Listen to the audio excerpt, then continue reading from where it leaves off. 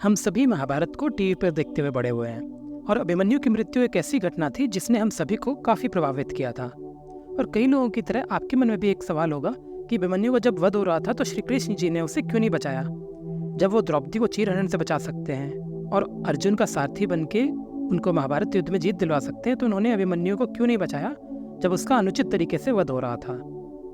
तो इस वीडियो के आखिर तक आप इसका कारण जान जाएंगे। अभी आते हैं महाभारत के 13वें दिन पर।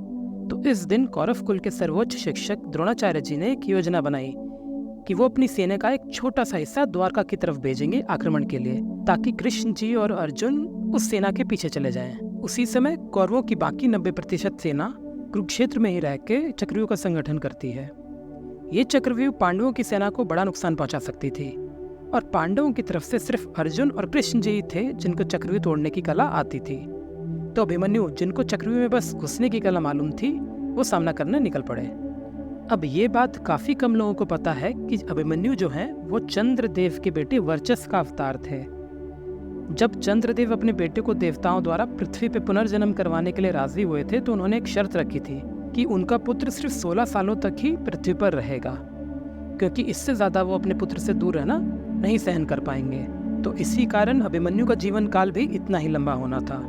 अभिमन्यु की इस आयु का ज्ञान श्री कृष्ण जी को था, इसीलिए जब अभिमन्यु अपनी माँ सुभद्रा के पेट में थे और अर्जुन सुभद्रा को चक्रव्यूह में घुसने की कला बता रहे थे, तो उन्होंने अभिमन्यु को यह बातचीत सुनने दी।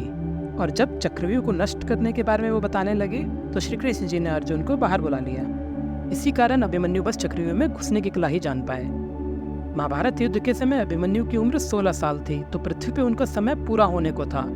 अभिमन्यु की मृत्यु इसलिए भी जरूरी थी क्योंकि उसके वध से पहले अर्जुन अपनी पूरी ताकत से नहीं लड़ रहे थे, क्योंकि वो अपने चचेरे भाइयों और गुरुओं से लड़ना नहीं चाहते थे।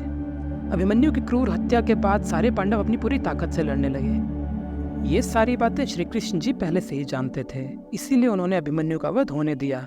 और यही कारण था कि वो अर्जुन के साथ द्वारका की ओर निकल गए कौरवों की सेना के पीछे, क्योंकि अगर अर्जुन वहां मौजूद होते तो शायद अपने बेटे को चक्रव्यूह में घुसने ही नहीं देते या उसे वहां से बचा लेते। पर जैसा कि हमने बताया कि अभिमन्यु का समय पृथ्वी पे पूरा हो गया था और उनकी मृत्यु होना एक ऐसी घटना थी जिसे टाला नहीं जा सकता था। तो ये थी कहानी अभिमन्यु की, और आगे आने वाले एपिसोड्स में हम इसी तरह रामायण और महाभारत से जुड़ी इंटरेस्टिंग स्टोरी शेयर करेंगे।